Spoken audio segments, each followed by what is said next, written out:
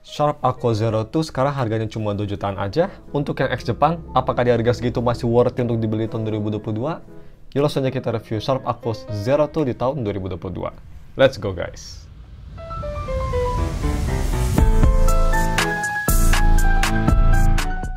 Oke, halo guys, temu gue Stefan dari StatFacts. So, mari kita langsung aja review lagi Sharp Aqua Zero 2 di tahun 2022. So, seperti biasa, mari kita bahas dulu si harga dan speknya. Untuk harganya, sekalian kalian bisa beli di harga 2,6 juta aja. Itu tuh yang varian RAM 8GB dengan internal storage sebesar 256GB, lumayan besar. Single SIM, tapi sayangnya nggak ada microSD. Dan juga untuk varian di harga 2,6 juta tuh, dia ada shadow tipis. Tapi seperti kita lihat di layar gue, ini shadownya tuh tipis banget, hampir nggak kelihatan. Bisa kita lihat. Almost invisible. Jadi ya, menurut gue fine-fine aja sih. Di harga segitu, seperti biasa kalau misalkan kalian mau beli HP ini, gue bakal taruh linknya di deskripsi. Dan juga kalau misalkan kalian ingin wallpaper Ningguang, gue juga bakal taruh linknya di deskripsi. So, untuk harga segitu, kalian dapat spek, pakai chipset Snapdragon 855 dan fabrikasi sebesar 7 nanometer, layar 6,4 inci Full HD OLED display, 240Hz refresh rate, tapi lebih tepatnya itu sih 120Hz, support Dolby Vision, ada HDR10, UFS 3.0, NFC, dual speaker, dan juga punya baterai sebesar 3130 mAh baterai yang bisa power delivery 2.0. So, mari kita bahas si desain dan displaynya. Untuk build-nya ini pastinya masih kerasa premium, frame samping terbuat dari metal dan bodi belakang terbuat dari kaca. Cuma mungkin ini karena beratnya enteng banget, mungkin berkat si baterainya yang kecil dan juga bodinya yang sangat tipis, ini memang kerasa jauh lebih enteng daripada HP zaman sekarang. Jadi ya bisa dibilang ini seenteng Xperia One. Xperia One kan enteng banget juga. Jadi ya, karena baterai kecil jadi lebih enteng. Cuma memang kerasa premium berkat si Edge display ini dan juga overall form factor yang sangat tipis. Ini terutama frame sampingnya ngingetin gue sama Galaxy S7. Dan untuk si one-handed usage, gue bisa bilang ini usable, bisa one-handed usage karena dia itu gak panjang banget HP-nya, terus gak lebar banget berkat si Edge-nya. Jadi one-handed usage masih possible, tapi sih kalau ingin nyaman mendingan two-handed usage. Dan untuk si identifikasi ini ada, cuma posisinya rada unik guys. Ini tuh posisinya ada di bawah, di sebelah kanan charger USB Type-C. Dan untuk NFC, untuk unit ini, gue unit Docomo, ini berjalan dengan baik. Bisa kita lihat dia itu posisi NFC daerah kamera.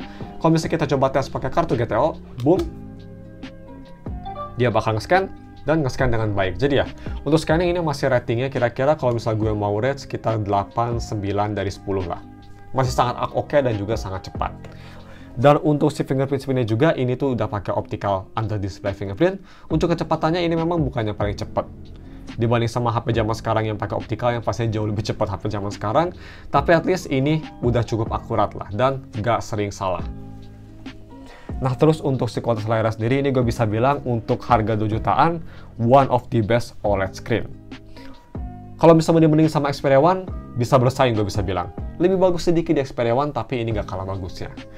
Zero tuh masih punya warna yang sangat vibrant, dan berkat IXO display, khasnya IXO display banget guys, ini layarnya tuh kerasa sangat bersih, sangat jernih, enak dilihat, dan juga view angle-nya perfect banget, terus dia punya kontras yang cukup akurat. Nah, terus untuk pemakaian di bawah sinar matahari, Aqua Zero tuh ini bisa kita lihat untuk di B-roll, kondisi cuaca cloudy di full brightness masih kelihatan, tapi memang udah kelihatan rada gelap dibanding HP zaman sekarang. Jadi gue bisa bilang kalau misal di kondisi yang terik mataharinya terang banget, gue bisa jamin bakal lebih sulit untuk dilihat. Tapi at least masih lumayan usable lah brightness-nya untuk pemakaian di bawah sinar matahari. Dan yang terakhir untuk si keyboardnya atau touch delay overall, gue bisa bilang gak ada masalah sama sekali. Seperti HP Sharp, semua HP Sharp yang pernah gue review. Ngetik keyboard kerasa enak banget, dan juga scroll aplikasi semua kerasa natural dan kerasa sangat smooth dan snappy. Cuma yang kurang bagus di HP ini yaitu dari si haptic feedback-nya. Dibanding dengan HP lain di harga yang sama, kayak Xperia One atau Samsung Galaxy S9, gue bisa bilang jauh lebih baik haptic feedback-nya di HP tersebut. Di sini haptic feedback-nya memang kerasa sedikit cheap. Ini lebih kerasa kayak suara vibrasi daripada kerasa kayak punchy ke tangan kalian, if you know what I mean. Nah, terus untuk si audio quality-nya, yang pertama kita bahas audio quality via headphone jack, atau lebih tepatnya karena ini nggak ada headphone jack, jadi kualitasnya tuh via USB Type-C to 3.5 headphone jack converter. Untuk kualitasnya gue bisa bilang ini sangat bagus banget untuk harganya guys. Overall dia punya sound signature yang sangat warm, buat kalian para bass lover pasti suka banget. Dia punya bass yang sangat punchy tapi nggak sampai bleber. Terus dia itu punya vokal yang jernih, dan juga masih panci, soundstage yang cukup luas berkat Dolby Atmos-nya, dan juga dia itu punya separasi instrumen yang cukup baik. Untuk full volume-nya juga ini bisa keras banget guys, gue coba tes pakai headphone KOS Porta Pro, di volume sekitar 70% udah sangat keras, jadi ya sangat baik. Dan untuk si kualitas dual speaker-nya, ini juga gue tuh tes pakai Dolby Atmos nyala, gue bisa bilang untuk kualitasnya sayangnya kurang bagus guys. Kalau misalnya dibandingin dengan Xperia One atau Galaxy S9 masih lebih bagus di HP tersebut, 100%. Di sini for some reason sound signature-nya lebih ke arah bright, kadang terlalu bright terutama dari si earpiece-nya yang artinya suara vokal kalau bisa terlalu high pitch suka sedikit pecah. Tapi selain itu sih cukup oke. Soundnya cukup bagus dan juga bass-nya juga masih ada walaupun balance banget, sangat flat tapi masih kerasa kalau misalnya ada instrumen yang pakai bass. Dan ya overall masih cukup oke, masih kedengaran cukup bagus. Asalkan volumenya nggak keras banget. Karena ini guys, walaupun suaranya bisa keras banget, tapi di full volume kerasa ada distorsi. Jadi gue rekomen mendingan volumenya di sekitar 65-70% aja. Di atas itu mulai kerasa distorsi. Untuk lebih detailnya ini dia speaker testnya. Gue rekomen kalian pakai headphone biar bisa ngedengerin bedanya lebih detail. By the way, ini tuh gue tes speakernya di volume 80%, biar bisa kedengeran distorsinya juga. Check it out guys.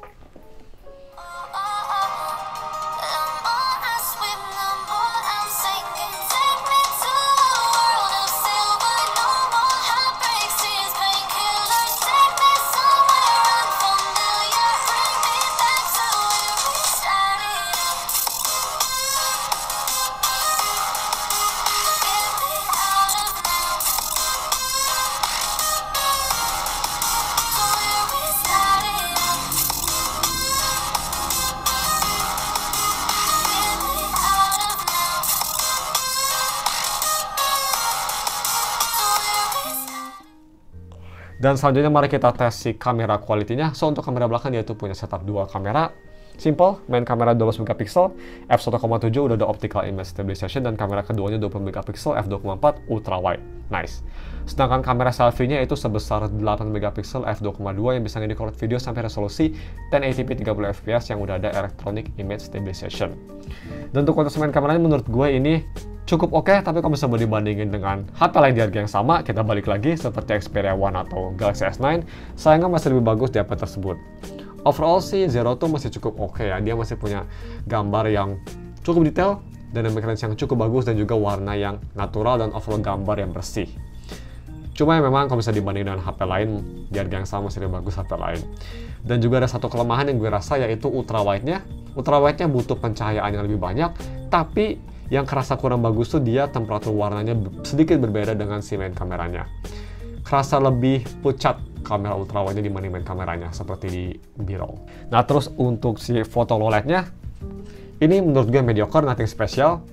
At least foto masih cukup usable, bisa kita lihat walaupun dia punya noise yang cukup ada, dan juga lens flare, bukan lens flare sih, kayak kalau misalnya ada lampu tuh kayak terang banget, kayak mengkilat banget tuh, kerasa banget di HP ini. Tapi masih cukup oke lah, at least dia masih punya gambar somewhat masih enak dilihat, dan juga warna yang masih cukup natural. Dan untuk foto selfie juga ini overall masih cukup bagus. Dia walaupun 8 megapiksel tapi detailnya masih cukup oke. Fokus ke objek kalau misal backlightnya terang juga masih cukup oke, dan juga dia masih punya warna yang cukup bagus. Dan untuk video recording, dia kamera belakang bisa nge-record sampai resolusi 4K 30 fps. So ini dia sampelnya pakai resolusi tersebut. Oke, so ini dia video recording pakai resolusi 4K 30 fps. Biasa stabilisasi. Di kamera stabilisasinya kayak bagus banget. Dynamic range cukup oke. Kita coba fokusin ke tanaman. Fokus cukup oke.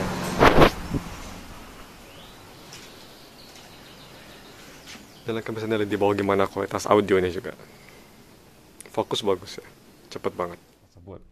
Next, mari kita bahas si gaming performance. Dia itu pakai chipset yang untuk harganya masih cukup bagus banget, Snapdragon 855, publikasinya 7 nanometer.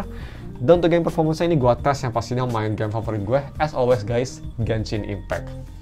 Gue tes di ngelawan Perpetual Mechanicus, boss yang pastinya elite boss, di settingan grafis low dengan FPS 60. Gue bisa bilang, bisa kita lihat gameplaynya masih cukup responsif walaupun memang starternya agak banyak, tapi overall dia masih cukup smooth.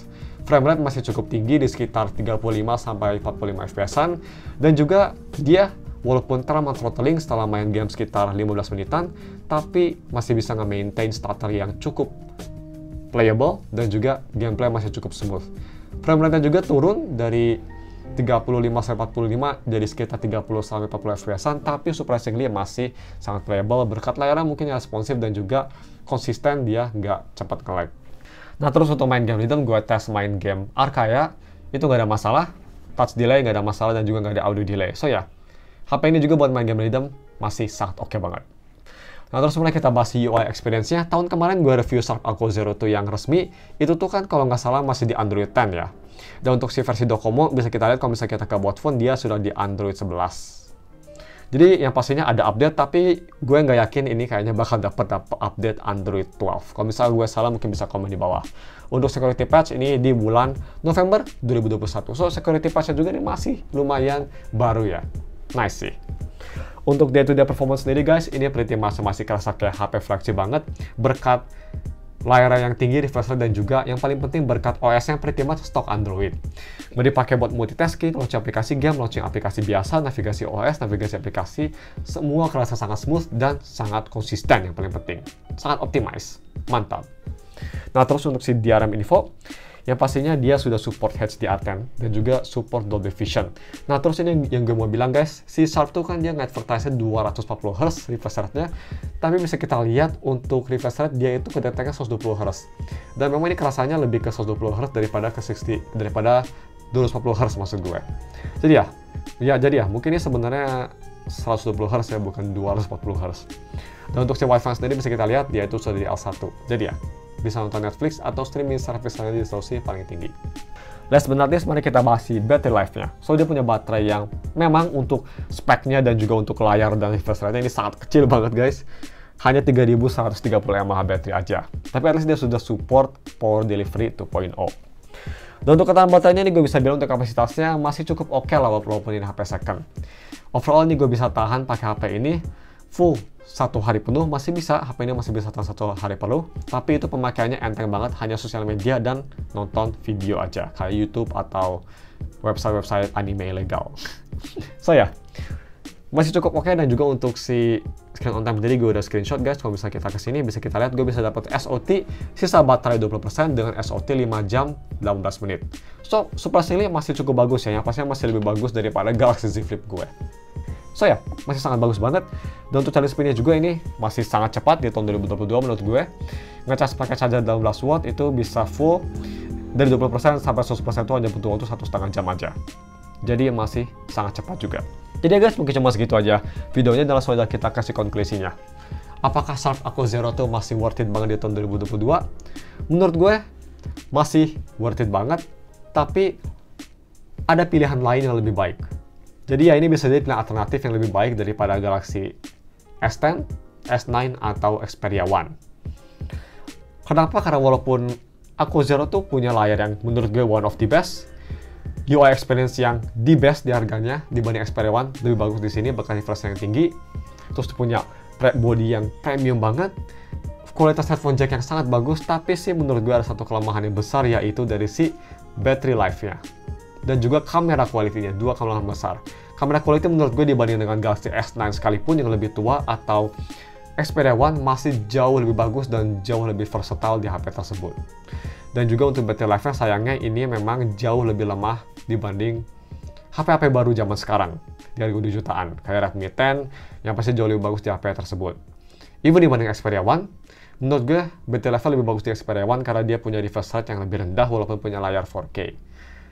Tapi ya, overall sih gue suka banget HP ini. Oh ya, gue hampir lupa. Satu kelemahan lagi juga yang untuk gue sangat fatal, yaitu dari si speakernya. Dibanding dengan HP apapun di harga yang sama, kayak Xperia One, Galaxy S9, Galaxy S10, atau even HP yang lebih murah sekalipun kayak Xperia XZ3, jauh lebih bagus di HP tersebut. Di HP ini sayangnya speakernya kurang bagus. Yang menurut gue itu big deal, tapi mungkin menurut kalian nggak terlalu big deal. Jadi ya, itu dia. Masih worth it banget, tapi mungkin bisa lihat pilihan lain. Mungkin kan lebih tertarik ke Xperia One atau Galaxy S10.